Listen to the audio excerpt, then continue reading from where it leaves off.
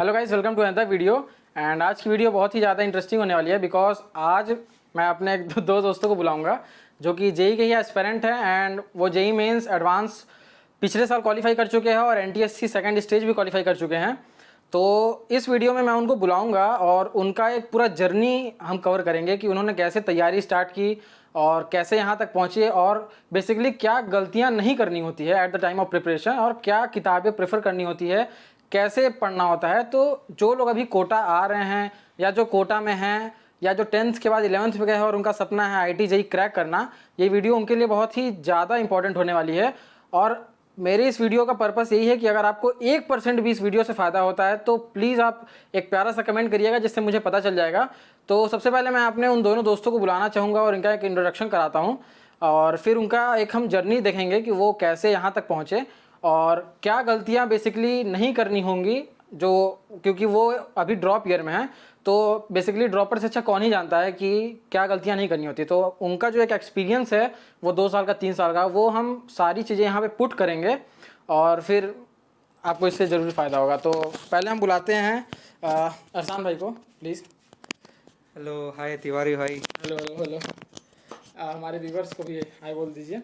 Hello. Second हम बुलाना चाहेंगे सात्विक भाई को। हेलो हेलो, सबको नमस्कार। तो ठीक है, हम लोग फिर बैठ के इस चीज़ को पूरा शूट करते हैं और बेसिकली आज मैं आप लोगों से जानना चाहूँगा कि कैसे आपने अपनी पूरी प्रिपरेशन को स्टार्ट किया। एंड आप लोग एडवांस भी क्वालिफाइड हैं, आप लोग एनटीएससी सेकंड स्टेज भी क्वालिफाइड हैं। तो आप लोगों के पास जितना एक्सपीरियंस है आई थिंक आप बिल्कुल सही हैं लोगों को बताने के लिए। और जो लोग कोटा अभी आना चाहते हैं या जो बेसिकली प्रिपरेशन करना चाहते हैं, जो स्टार्ट करना चाहते हैं, जिनको भी पता ही नहीं है कि क्या क्या करना होता है, कैसे हर चीज़ को मैनेज करना है, क्या किताबें पढ़नी है, क्या गलतियां नहीं करनी है और क्या करना चाहिए at the time of preparation, time कैसे मैनेज करना चाहिए, वो सारी चीज़ें मैं आप लोगों से यहाँ जानना चाहूँगा। बेसिकली मोटा मोटा ये है कि आपका जो है पूरा एक्सपीरियंस है इस जर्नी का, उसको निकाल के आपको इस जगह पर पुट करना है। तो चलिए फिर बैठ के सारी बातें करते हैं हम लोग।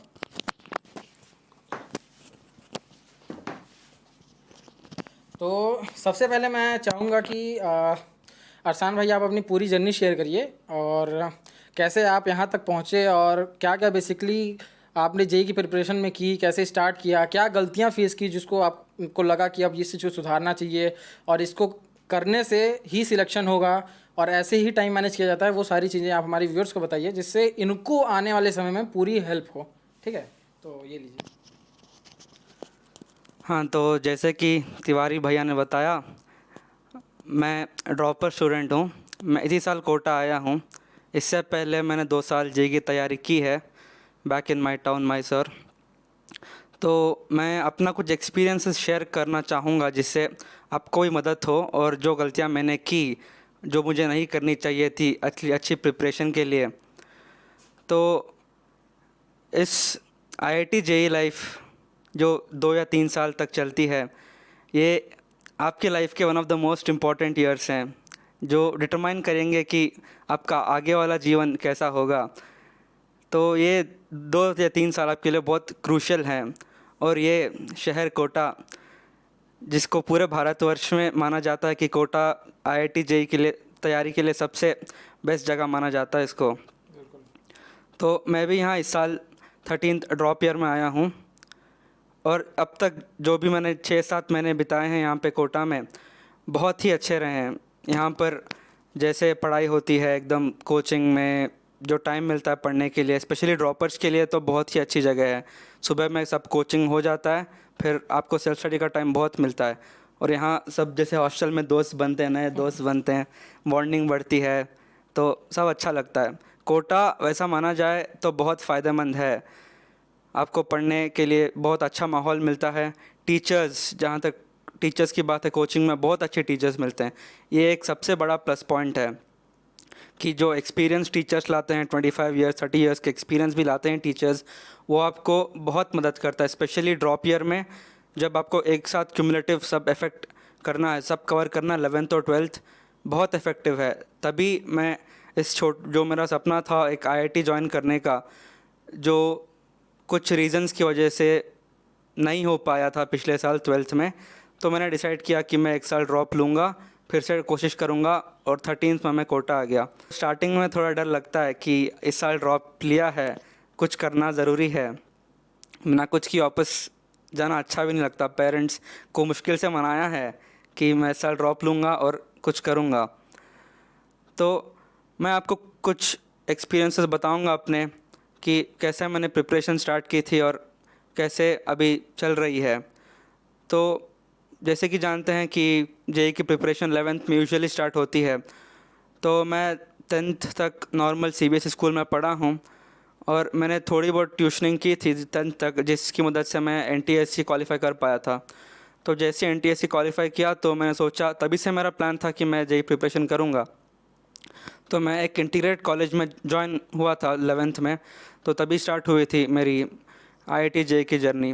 तो इनिशियली आईआईटी जेई की जर्नी थोड़ी टफ़ लगती है 11th में, कि फॉर एग्जांपल 10th में आप स्कूल में पढ़ते हो, लगभग 40 मिनट्स तक आपका पीरियड होता है, जिसमें मैक्सिमम 30 मिनट्स तक टीचर्स पढ़ाते हैं, उससे ज़्यादा कोई नहीं पढ़ा पाता। और जैसे ही आप आते हो 11th में, आपकी डायरेक्ट 1.5 घंटे की क्लास लगती है, 1.5 घंटे की डायरेक्ट। तो स्टार्टिंग में इतना घंटा बैठने का थोड़ा टफ़ लगता है। कोटा में भी यही सिस्टम है, 1.5 घंटे की क्लास लगती है। तो स्टार्टिंग में थोड़ा इतना कॉन्सेंट्रेट करना थोड़ा टफ़ लगता है, और लेवल ऑफ कॉन्सेप्ट्स जो लगता है वो भी थोड़ा बहुत टफ़ है। अगर 10th का आप मानते हो कि ये लेवल पे है, तो आईआईटी जेई डायरेक्ट ऊपर जाता है एकदम। तो अगर आप बिना कुछ पढ़े डायरेक्ट आ रहे हो तो इट इज़ वेरी डिफ़िकल्ट, बहुत टफ़ होने वाला है आपके लिए। हमारे लिए भी हुआ था।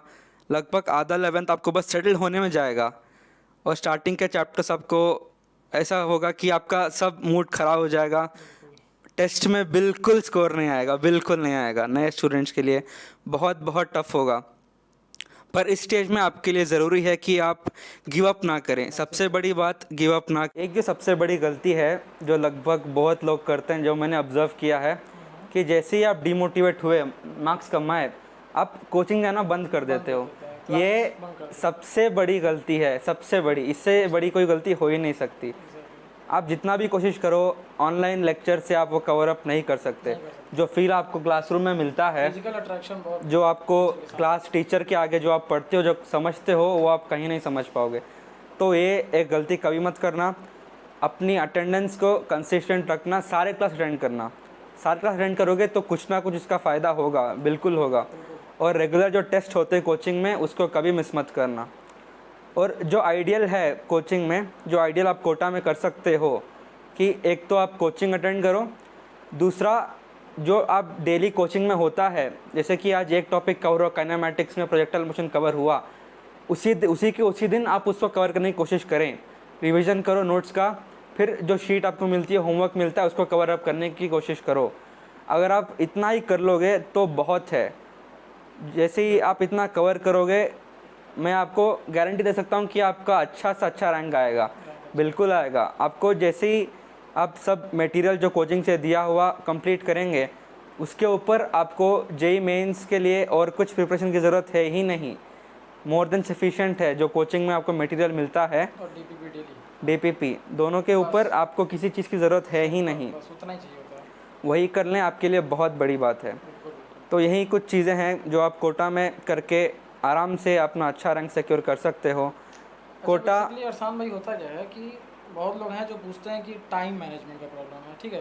तो वो एज एस्पिरेंट हम लोग को तो पता ही है, वो तो होता ही है, ठीक है। तो लोग पूछते हैं कि भैया टैकल नहीं हो पाता, कैसे करें, नहीं हो पाता, फिर डीमोटिवेट होते हैं, फिर एक दिन छोड़ दिए पढ़ाई, फिर 10 दिन तक बस ऐसे आराम कर रहे बिल्कुल हैं। बिल्कुल तो बिल्कुल ये जो सबसे बड़ी गलती है, इसका सॉल्यूशन आप बताइए। ये मेरे साथ भी हुआ था। जब इनिशियली मैं आया था, टाइम मैनेज बिल्कुल नहीं हो रहा था।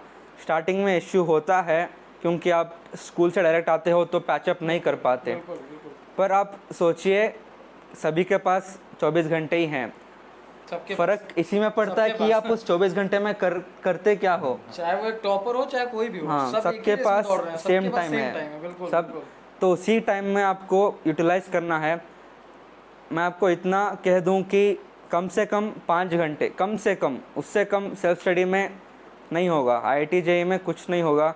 कम से कम अगर कंसिस्टेंटली आप 5 घंटे वर्क कर रहे हैं तो हो जाएगा। मैंने भी गलती की थी। अगर आप ब्रेक लेना चाहोगे, 1 या 2 दिन का ब्रेक लोगे, तो उससे होता क्या है कि आप कंफर्ट जोन में आ जाते हो। कंफर्ट जोन में आ जाते हो। तो ये कंफर्ट जोन जो है ना, इतनी ख़राब चीज़ है, बहुत खराब है। इतनी ख़राब चीज़ है कि आप उसमें एकदम बह जाओगे।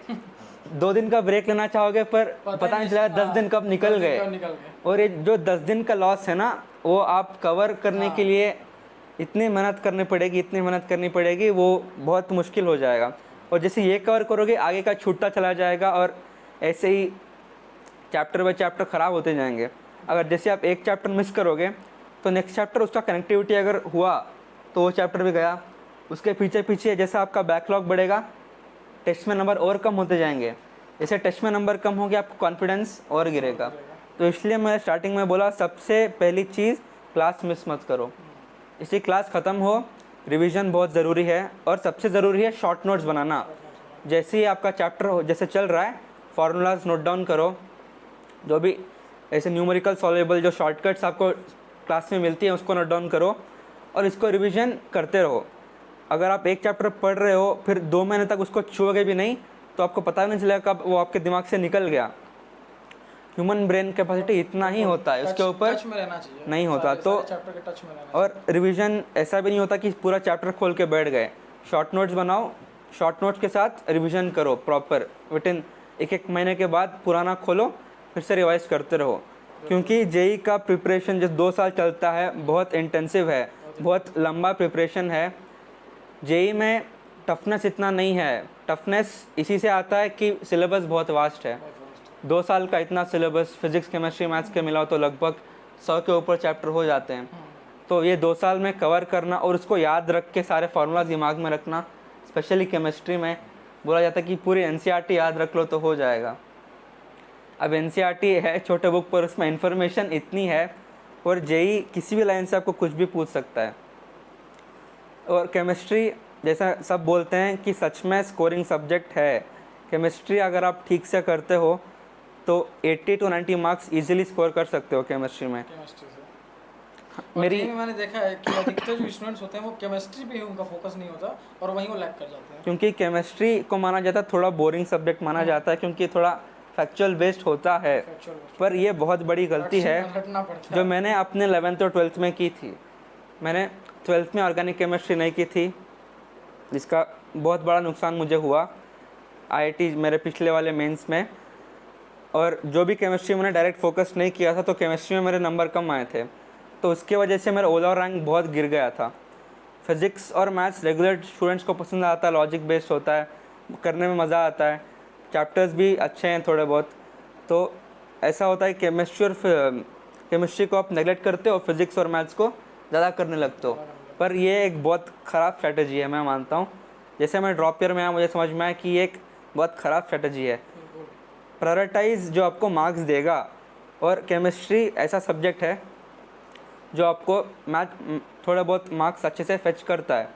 तो केमिस्ट्री को इग्नोर ना करें, केमिस्ट्री में इंटरेस्ट जगाएं, क्योंकि केमिस्ट्री आपको मार्क्स देगा। और भी थोड़े बहुत चीज़ें हैं कोटा के बारे में कि कोटा आपको अच्छा माहौल देगा अगर आप पॉजिटिविटी के साथ आएँ, क्योंकि कोटा में बहुत बच्चे आते हैं। एक साल में आपको पता है कि लाखों में बच्चे आते हैं, पर आईआईटी आपको पता है सीट्स लगभग 13 से 14 हज़ार के बीच में ही होती हैं। तो आपको कुछ एक्स्ट्रा करना पड़ेगा कि आप लाखों में से उठ के उन थोड़े हज़ारों में आ जाए। बेसिकली इन एग्जाम्स का क्या है कि ये किसी भी एस्पिरेंट का पेशेंस चेक करती हैं कि उसके अंदर कितना बिल्कुल, और पेशेंस भी एक्सट्रीम लेवल तक चेक होता है, क्योंकि 2 साल आपको कंटिन्यूस कांस्टेंट प्रिपरेशन करनी पड़ेगी, कांस्टेंट रहना ही पड़ेगा। बिल्कुल। आप एक दिन भी लैग नहीं कर सकती कि आज संडे तो आज मैं ये कर लेता हूँ, आज नहीं करना। नहीं, आपका सबका टास्क फिक्स होता है। फिक्स होता है, बिल्कुल। कोचिंग में ऐसे होमवर्क मिलता है, वो डे वाइज मिल जाता है, संडे को एक्स्ट्रा मिलता है, वीडियोज़ में थोड़ा कम मिलता है, पर इतना मिलता है कि कर सको। और ये ध्यान रखो कि जो होमवर्क मिल रहा है वो डे टू डे कंप्लीट रखो। अगर ये रखेंगे, रिवीजन कंटिन्यूस रखेंगे, तो आपको जेईई में कोई नहीं रोक सकता।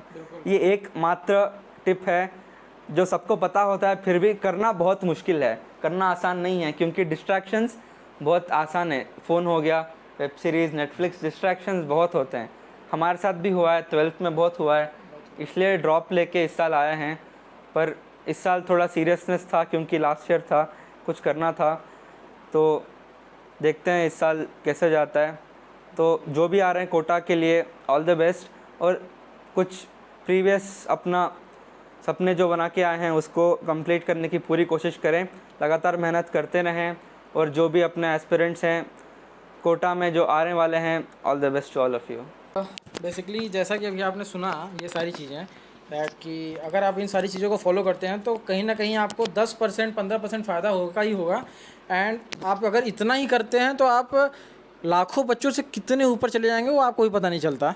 बस इतना ही कंसिस्टेंसी में धीरे धीरे मेहनत करना है। एंड जैसा भी अरसान भाई ने बताया कि टेस्ट में क्या होता है, बेसिकली बच्चे कहीं स्कोर नहीं हुआ तो डीमोटिवेट हो जाते हैं, लैग कर जाते हैं, फिर क्लासेस बंक करते हैं।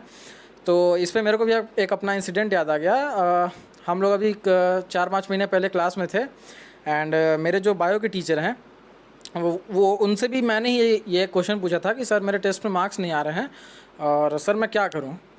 तो जो सर ने मुझे बताया मैं आपको ही बता रहा हूं, क्योंकि मुझे उस बात से इतना अच्छा लगा कि फिर उस दिन से मेरा कोई भी टेस्ट मिस नहीं हुआ, क्योंकि उन्होंने इतनी अच्छी बात मुझे बताई कि उन्होंने मुझे बोला कि तू जो टेस्ट दे रहा है, ठीक है, तू ये मत सोच कि तू टेस्ट दे रहा है, तू ये सोच कि तू अपना गलती पहचानने जा रहा है कि तू क्या गलती कर रहा है। और जब टेस्ट दे के बाहर निकल तो उस गलती को उसी समय सही कर, ताकि जब वो एग्ज़ाम में आए वापस तब तेरे को पता रहे कि हाँ ये मैंने गलती की थी, मैंने सुधारा, अब यहाँ गलती नहीं होगा। तो बेसिकली टेस्ट में गलतियाँ करना बहुत अच्छी बात है, क्योंकि अपन लोग को टेस्ट में स्कोर नहीं करना, कोचिंग के मार्क्स से कोई मतलब नहीं है, अपने को तो फाइनल एग्ज़ाम से मतलब है। तो फाइनल एग्ज़ाम आने से पहले उन गलतियों को पहचानना और उसको सही करने का यही सबसे सही तरीका है कि आप बार बार टेस्ट दो, बार बार टेस्ट दो, कोचिंग का टेस्ट दो, अपने से टेस्ट दो, कोई ऑनलाइन भी आप ज्वाइन कर सकते हैं। तो इस पॉजिटिव एटीट्यूड के साथ कि मैं अपनी गलतियाँ पहचानने जा रहा हूँ, ऐसे लेके बैठो, जो आ रहा है उसको करो, जो नहीं आ रहा है उस पर गोला लगाओ और बाहर आओ और फिर उसको सॉल्व करो। और ऐसे सॉल्व करो कि जब वो दोबारा दिखे तो एकदम उसको धुन दे, ठीक है। तो ये मुझे याद आया तो मैंने आपके साथ शेयर किया। अब हम सेकेंडली बात करने जा रहे हैं सात्विक भाई के साथ, और हम उनका कुछ एक्सपीरियंस लेंगे और वो उनकी क्या मोटिवेशन रहेगी आपके लिए, क्या करना चाहिए, कैसे सारी चीज़ें मैनेज करनी चाहिए। हालांकि 50-70% तो अरसान भाई ने कवर कर दिया। एंड बाकी इनका क्या एक्सपीरियंस है कोटा का और कोटा के बाद का, और कैसे प्रिपरेशन करनी चाहिए, सारी चीज़ें वो अब इन्हीं से चलिए जानते हैं। हेलो। मेरा आईआईटी का जर्नी शुरू हुआ था 10th स्टैंडर्ड के बाद। पहले हमें पता नहीं था कि आईआईटी क्या होता है, बस एक बार सुना था। पर 10th के बाद जब हमें चूज़ करना पड़ता था कि साइंस लेना है कि कॉमर्स, तो मैंने साइंस ले लिया और मैथ्स और बायोलॉजी दोनों साथ में ले लिए। तो उसके बाद पता चला कि आईआईटी ऐसा होता है, कॉलेजेस बहुत, उसमें बहुत स्कोप होता है, उसमें बहुत सीखने को बहुत मिलता है। तो मैंने ठान लिया कि मैं आईआईटी ही करना है। सो 11th में सब कुछ सही चलता रहता है, पर 10th से जब हम आते हैं 11th स्टैंडर्ड में, तो 10 तक हम ही टॉपर होते हैं, तो बहुत आसान टॉपिक्स होते हैं। लगता है स्कूल में अब हमसे बड़ा कोई है ही हाँ, एनसीईआरटी तो बस 2 या 3 बुक हो जाते हैं। बट जब आप 11th में आते हैं तो पूरा एनसीईआरटी बस केमिस्ट्री का एक पार्ट में ही समा जाता है, उतना बड़ा होता है आईआईटी का सिलेबस। और 11th में तो वैसे भी चल ही जाता है, पर मेन थिंग क्या होता है कि आपको पैशन होना चाहिए कि आईआईटी क्यों करना है। बस पेरेंट्स फोर्स कर रहे हैं तो और आप कर रहे हैं तो उससे फ़ायदा नहीं होता, क्योंकि 1-2 महीने तो चल जाता है पर उसके बाद बोर हो जाता है, क्योंकि आईआईटी का सिलेबस ऐसा होता है। तो पहले आप ये ध्यान दीजिए कि आपको पैशन रहना चाहिए कि मुझे आईआईटी ही करना है, इंजीनियरिंग ही करना है, और उसमें बहुत इंटरेस्ट होना बहुत ज़रूरी होता है। पर 11th में हमने अच्छे से पढ़ाई की थी, मैंने मैसूर में ही की थी, अर्शान और मैं एक ही क्लास से थे। तो 11th में वैसे भी इंटरेस्ट था क्योंकि कुछ नए चीज़ सीख रहे थे। पर जब 12th शुरू हुआ, कोविड आ गया, तो कॉलेजेस बंद होने शुरू हो गए, तो हम क्लासेस नहीं जा पा रहे थे।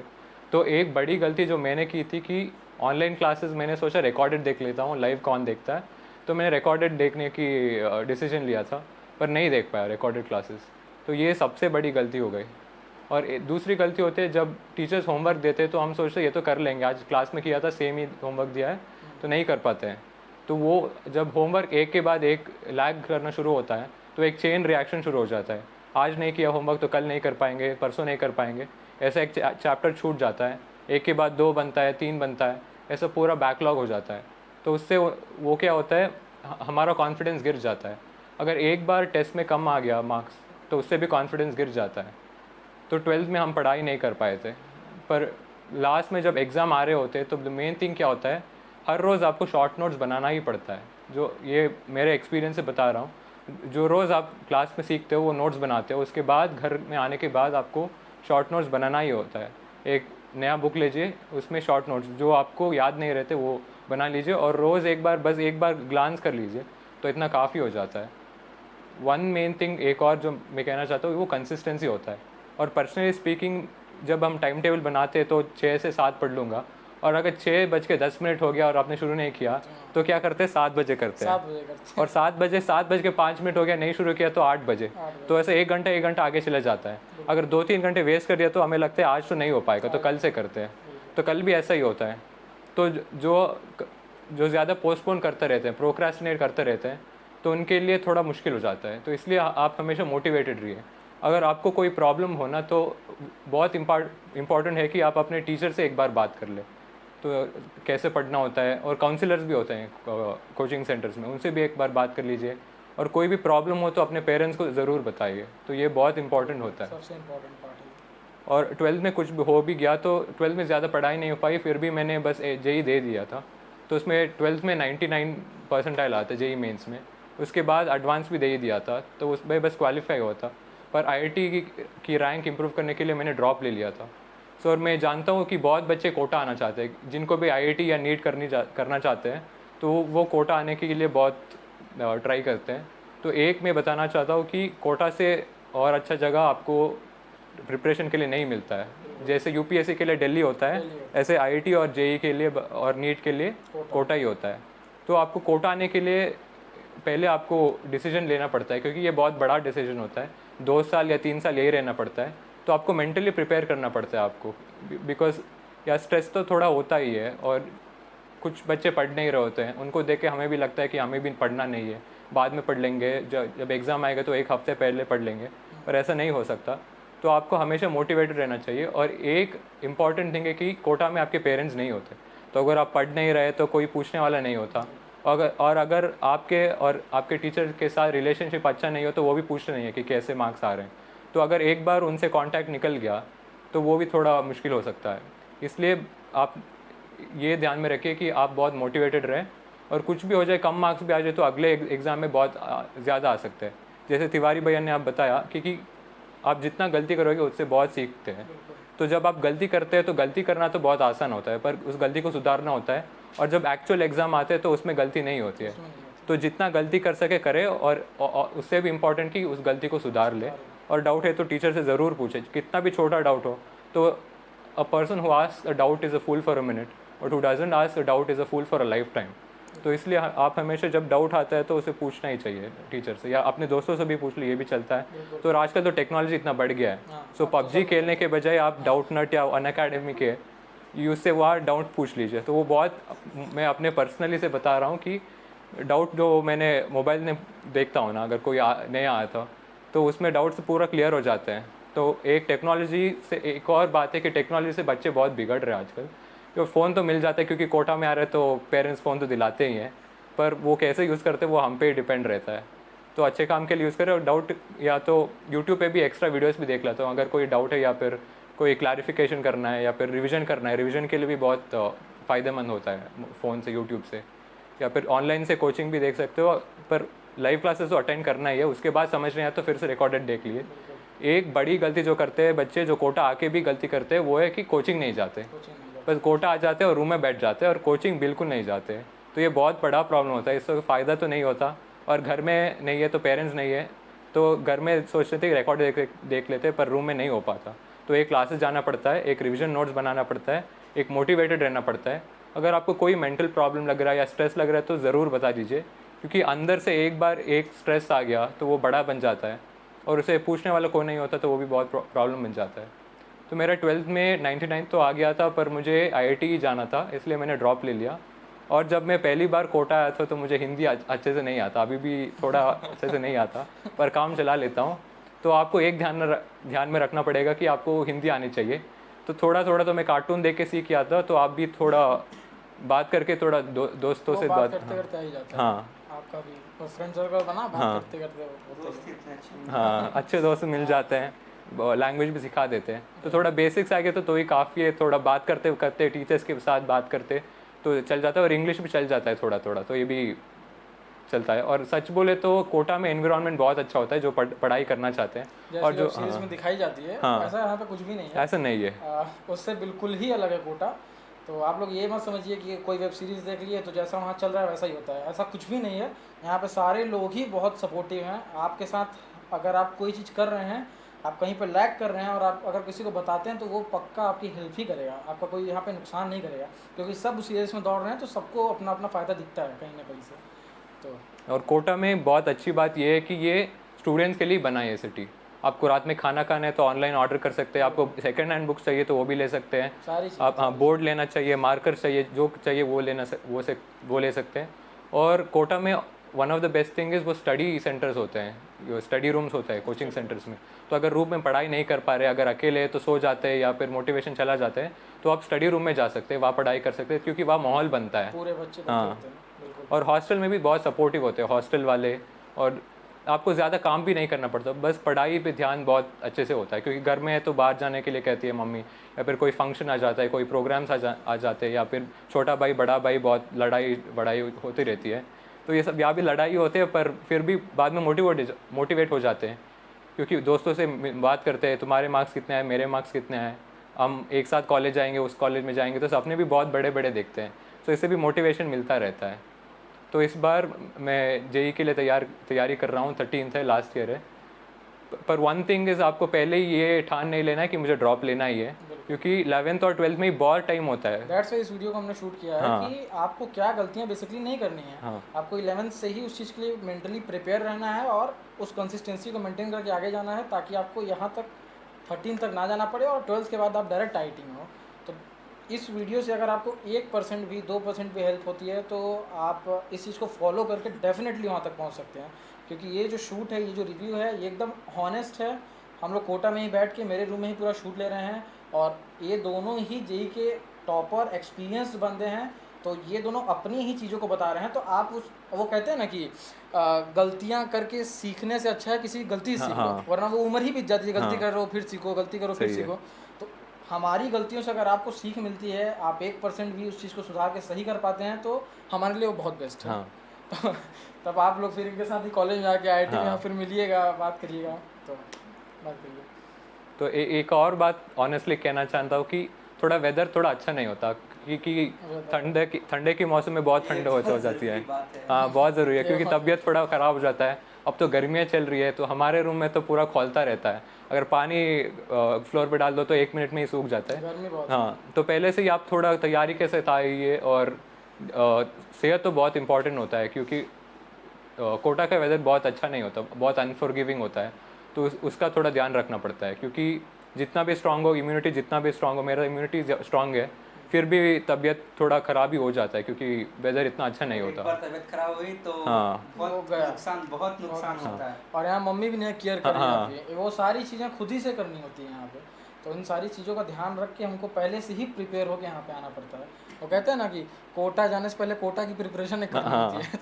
तो वो सबसे इम्पोर्टेंट है, बिकॉज हम लोग तो ऐसे ही आ गए थे, लेकिन अब इतना पता है हमें कि हाँ क्या आपको करना है, कैसे आना है, क्या नहीं करना है। तो सारी चीज़ें उसी चीज़ों को हम लोग आपसे शेयर कर रहे हैं। तो एक तो इंडिपेंडेंस आपको बहुत बढ़ जाता है। 10th में तो बहुत वेले रहते हैं, छोटे बच्चे रहते हैं, या कि आपके मेंटल मैच्योरिटी बढ़ जाता है, फिजिकल मैच्योरिटी भी बढ़ जाता है। तो कोटा आपको आपके सारी तरफ से आपकी प्रिपरेशन कर जाता है लाइफ के लिए। बिल्कुल एग्जैक्टली, मैं भी वही बोलने वाला था कि सिलेक्शन होना ना होना वो अपने हाथ में नहीं है, ठीक है। अभी हमारा शोभित निर्वाण के साथ भी एक इंटरव्यू चला था, तो उसमें भी उन्होंने यही बात बोली थी दैट कि यहाँ आना और अपना बेस्ट देना, 110% बेस्ट देना। आप चाहे यहाँ 1 साल रहिए, 2 साल रहिए, वो मैटर नहीं करता। अपना पूरा बेस्ट देना, लास्ट तक लड़ते रहना, वो इम्पोर्टेंट करता है। फिर सिलेक्शन हो ना हो वो बात की बात है, हो गया बहुत अच्छी बात है, नहीं हुआ तो आप जो फाइट करना यहाँ पे सीखे हैं ना, वो आपको लाइफ में बहुत हेल्प करेगा। बिकॉज ऐसे कितने नॉन आईटीएंस हैं जो आज टॉप लेवल पे बैठे हुए हैं। आपको एक सामने एग्जांपल है, शोभित निर्वाण है, फिजिक्स वाला के फाउंडर अलग सर हैं, ये सारे ही नॉन आईटीएंस हैं, बट ये आज ऐसा इंस्टीट्यूट चला रहे हैं जिनसे लाखों बच्चे आईटी में जा रहे हैं। क्यों? क्योंकि उनको मेहनत करना आता था। हाँ। कहीं ना कहीं पिछला लैग किए होंगे, कुछ भी रहा होगा, बट वो मेहनत करना सीखे और वो मेहनत उनको लाइफ में दूसरी जगह काम आया। तो वो नहीं है कि आईटी में नहीं हुआ तो मेरी मेहनत पूरी बेकार चली गई, नीट में नहीं हुआ तो मेहनत बेकार चली गई, बिल्कुल भी नहीं जाएगी। आपको वो आगे कहीं ना कहीं इम्प्लीमेंट करने का काम आएगा। क्योंकि यहाँ पे क्या होता है कि हमारे साथ क्या होता है, हम लोग रात भर दिन भर वो पढ़ते रहते हैं, पता ही नहीं होता। 2 घंटा 3 घंटा बस सोए, बाकी 24 घंटे में 20 घंटा 19 घंटा बंदा पढ़ ही रहा है। हम लोग क्या कहता, मैं तो आपको बता रहा हूँ, मैं विक्स लगा के जैसे पहले पढ़ता था कि मेरे को नींद ना आए, विक्स लगाया ताकि आंखों में वो जलन हो और मैं पढ़ते रहूँ। तो ये चीज़ें जो है ना, तो फिर आप लाइफ में कहीं भी होंगे, किसी भी वर्क में होंगे, तो आपको ये याद आएगा कि अरे मैंने तो कोटा में 20-20 घंटे काम कर रखा है, तो ये कौन सी बड़ी चीज़ है। तो आप उस चीज़ को तुरंत इंप्लीमेंट करेंगे और उसी स्टेज पे आप बहुत लोगों से बहुत ऊपर जा चुके होंगे, क्योंकि लोगों को मेहनत करना सीखने में ही बहुत टाइम लग जाता है। और ये कोटा वही सेम माहौल देता है, बेसिकली मेहनत करना, दैट वो हमें करना होता है। तो आपने वो बिल्कुल सही बोला दैट कि इस चीज़ में कहीं नुकसान नहीं है। आप यहाँ आइए, अपना बेस्ट दीजिए, सिलेक्शन दीजिए एंड अपने आप को बेसिकली इम्प्रूव करिए डे बाई डे। हमारे सर भी फिजिक्स के बोलते थे दैट कि तुम्हें बेसिकली पढ़ना इसलिए नहीं है कि तुम कुछ बनो या कुछ करो, तुमको खुद को इम्प्रूव करना है। हर दिन तुमको अपने आप को एक सीढ़ी ऊपर ही चढ़ाना है, और वो एक एक सीढ़ी करके फिर तुम एक अलग लेवल पे पहुंच सकते हो। बिल्कुल, ये एक बहुत ज़रूरी बात है कि कोटा में हम जब आईटी प्रिपरेशन करते हैं तो आपका आईक्यू लेवल इतना बढ़ जाता है, बिल्कुल। जो साधारण अलग लोग होते हैं उनसे आप इतना अच्छा कुछ सोचते हो। जैसे अगर आप कहीं काम भी जाते हो तो उधर वो इतना आप एक्सप्लोर करते हो, अपने दिमाग के इस्तेमाल से आप इतना इम्प्रूव कर सकते हो। ये जो मेहनत आप करते हो बेकार कभी भी नहीं जाएगी, किसी ना किसी मोमेंट पे ज़रूर काम आएगी। तभी तो बोलते हैं IITians वो ऐसी जगह है जहाँ जो ये सब लोगों को जो मेहनत करते हैं उनको एक साथ लाता है ताकि वो एक साथ ग्रो कर सकें। IIT का यही खास बात है कि अच्छा कॉलेज या बड़ा कॉलेज, अच्छी लाइफ, ये ज़्यादा मैटर नहीं करता। जो हाँ आप लोगों से मिलते हो, जो कनेक्टिविटी बनाते हो, वो बहुत ज़रूरी है। सोचो कि आप ऐसे रूम में बैठे हो, क्लासरूम में, जहाँ ऑल इंडिया रैंक 1 वाला बैठा है, टॉप 60 वाले बैठे हैं, आप उनके दोस्त बने हो, और लाइफ से कितने लोग होंगे जो आके बड़े कंपनीज में CEOs बन सकते हैं। बिल्कुल। तो ये एक बहुत बड़ा प्लस पॉइंट होता है IITs का। बिल्कुल, इसमें दोस्त बेसिकली जो होते हैं वो हमें एक अच्छे लेवल के मिलते हैं, जिनसे हम फ्यूचर में भी जुड़ के बहुत बड़ा चीज़ें कर सकते हैं। और इंटेलेक्चुअल लोग मिलते हैं। इंटेलेक्चुअल, बिल्कुल। और सेम कोटा हॉस्टल में भी यही है guys. At the time of preparation हमें ऐसे दोस्त नहीं बनाने होते जिनसे हमारा नुकसान होता है, ठीक है। हमें ऐसा दोस्त खोजना होता है जो जिसका फ्यूचर ब्राइट है और जो आपका हेल्प कर रहा है हर एक पॉइंट पे। तो वो सब जब हम एक दूसरे से कनेक्टेड रहते हैं कहीं ना कहीं, जैसे मैं अभी मेडिकल में हूँ, ये एट द इंजीनियरिंग की फील्ड में है, तो हम लोग अभी एक दूसरे से कनेक्टेड हैं। तो एट द फ्यूचर हमें कोई भी काम होगा तो हमें पता है कि हाँ हम लोग सब लोग हैं अपने साथ में, हमारा फैमिली तैयार है, हम लोग रेडी हैं। तो वो चीज़ें आपको यहाँ मिलती हैं गाइस। तो ये भी बेसिकली होता है हाँ। और ये भी नहीं है कि आप आके सबसे दोस्ती कर रहे हैं, टाइम वेस्ट कर रहे हैं, यहाँ घूम रहे हैं वहाँ घूम रहे हैं, ये भी नहीं करना होता। दोस्त वो असली होता है जो आपको अपनी गलतियाँ बताता है, ठीक है, और जो आपको वो सुधारने पे मदद करता है। जैसे मुझे अभी कुछ दिन पहले का इंसिडेंट याद है। मैं और जो मेरा दोस्त है, हम लोग मेस में बैठे हुए थे और हम लोग कुछ बात कर रहे थे। तो अरशान भाई बोले कि वो सारी चीज़ें तुम लोग बाद में करना, पहले तुम लोग अपने अभी जाओ पढ़ो, नहीं तो टाइम वेस्ट होगा। तो मैं तुरंत ही रूम में आया, फिर पढ़ने लगा। तो ये होना चाहिए, आपके जो दोस्त हैं वो तुरंत आपको बताएं कि नहीं अभी इस चीज़ को मत करो, इसमें तुम्हारा टाइम वेस्ट हो रहा है, यहाँ पे टाइम गलती मत करो, तुम जाओ अभी पढ़ो। तो ऐसे दोस्त आपके होने चाहिए। ये कभी कभार होता है कि हमको खुद समझ नहीं आता कि हम कर क्या रहे हैं, टाइम पास होता जाता है और हमको रियलाइज नहीं होता। जब आगे वाला आके बोलता है या फिर आके पढ़ने लगता है तो हमको लगता है कि ये नहीं करना चाहिए। और कोटा की एक बहुत अच्छी बात है कि ये बहुत जल्दी रियलाइज होता है। कोई ना कोई पढ़ ही रहा होता है, कभी ना कोई कुछ आके दोस्त ही बोल देगा कि पढ़ लो। तो ये बहुत अच्छी चीज़ है कोटा के बारे में, जो मुझे बहुत पसंद आई। और ये कंट्रोवर्सी रहता है कि स्मार्ट वर्क करे कि हार्ड वर्क करे। कुछ लोग कहते हैं हाँ सबसे इम्पोर्टेंट कुछ कहते हैं स्मार्ट वर्क करो, कुछ कहते हैं हार्ड वर्क करो। तो मेरा राय है कि स्मार्ट वर्क वो होता है कि आप डिसाइड करते हैं किससे पढ़ना है, किस बुक से पढ़ना है, किस टीचर से पढ़ना है, किस कोचिंग में पढ़ना है, ये स्मार्ट वर्क हो गया। पर हार्ड वर्क तो हमेशा ही साथ देता है, क्योंकि स्मार्ट वर्क से आप डिसाइड करते हो क्या पढ़ना है, पर हार्ड वर्क में तो पढ़ना ही होता है, जो अपने आप से तो मेहनत तो करनी ही पड़ती है। बेसिकली इंपॉर्टेंट क्या होता है कि स्मार्ट वर्क ऐसे नहीं होता, ठीक है। स्मार्ट वर्क तक पहुंचने के लिए एक स्टेज होता है, जो मैंने अपनी लाइफ में सीखा। पहले हार्ड वर्क ही करना होता है, ठीक है। हार्ड वर्क करते खुद पता चल जाता है कि अच्छा फाइनल स्मार्ट वर्क क्या है, और वही लास्ट में हम लोग को क्या बोलता है कि यूज़ होता है at the time of exam. जैसे हम लोग साल भर हार्ड वर्क कर रहे हैं और शॉर्ट नोट्स जो प्रिपेयर कर रहे हैं वही हमारे स्मार्ट वर्क है। और एट द टाइम लास्ट में वो हार्ड वर्क करते जब हमको फाइनल रिवीजन का टाइम आएगा तो वो शॉर्ट नोट्स स्मार्ट वर्क का काम करते हैं। तो ये बेसिकली आपको हार्ड वर्क करना ही पड़ेगा। स्मार्ट वर्क कोई शॉर्टकट नहीं होता लाइफ में, कोई भी शॉर्टकट लाइफ में नहीं होता। ये हमारे सर भी बताते हैं और मुझे अपना एक्सपीरियंस ये चीज़ पता चल चुका है। अब हर फील्ड में हमें हार्ड वर्क करना ही पड़ता है, और जब आप हार्ड वर्क करते जाते हो तो आपको खुद स्मार्ट वर्क पता चल जाता है कि अच्छा क्या इसमें करना है। तो हार्ड वर्क का नीचे का बेस ही है, स्मार्ट वर्क का बेस होता है हार्ड वर्क। इसमें जो बस थोड़ा चालाकी का तड़का लगता है, तड़का लगता है। मसाला लगता है, बस वही थोड़ा फ़र्क लाता है। बिल्कुल। यही फ़र्क है जो स्टूडेंट्स अच्छा रैंक लेके आ जाते हैं और थोड़े लोग जो मेहनत करने के बावजूद पीछे रह जाते हैं। बिल्कुल। तो आप ठीक से प्लान करिए, अपना जो भी है अपने जो दोस्त हैं जो सीनियर पहले कोटा से पढ़ चुके हैं डिस्कस करिए, किसी के साथ इंटरेक्ट करिए, जो भी प्रॉब्लम है डिस्कस करिए, मोटिवेटेड रहिए। बहुत लोग मिलेंगे जो आपको मदद करेंगे, आपके सीनियर जो हॉस्टल में मिलेंगे या फिर कोचिंग में मिलेंगे, इनसे भी है, सबसे आप अपना राय लीजिए, अपना प्रॉब्लम बताइए, वो ज़रूर आपकी मदद करेंगे। एंड दूसरी चीज़ अभी मेरे को इससे याद आया स्मार्ट वर्क से, क्या होता है कि स्टूडेंट्स क्या करते हैं कि कॉपी करते हैं। हाँ। ठीक है, कोई एक तेज बंदा है, तो एक नॉर्मल स्टूडेंट्स घर से आया और वो क्लास में बैठा, हमारे साथ भी हुआ था जब स्टार्टिंग में आए थे, तो जिसका एकदम तेज नंबर आ रहा है, बहुत तेज, जैसे हमको याद है मेरा जो फर्स्ट टेस्ट था उसमें मेरा 430 440 ऐसे कुछ स्कोर था। ठीक है, और जो एक लड़का था उसका 620 स्कोर था। तो हम उससे जाके पूछ कि यार तुम क्या ऐसा पढ़ते हो, हम नहीं पढ़ पा रहे हैं। तो बताया कि मैं तो कुछ नहीं पढ़ता हूँ, मैं ये मॉड्यूल लगाता हूँ और ये सॉल्व करता हूँ और ये बायो के एनसीईआरटी से रीड कर लेता हूँ। हम आए से वही चीज़ इम्प्लीमेंट कर दिया जैसे शो किया, और मेरा अगले टेस्ट में नंबर डिक्रीज हो गया। अब मेरे को उस दिन फिर मैं जाके सर से पूछा कि सर ऐसा क्यों है मेरे साथ। तो सर बताए देखो होता क्या है कि वो उस जगह पे पहुंचा है ना, तो उसके नीचे क्या क्या किया वो तुमको पता ही नहीं है, तुम डायरेक्ट ऊपर जंप कर गए।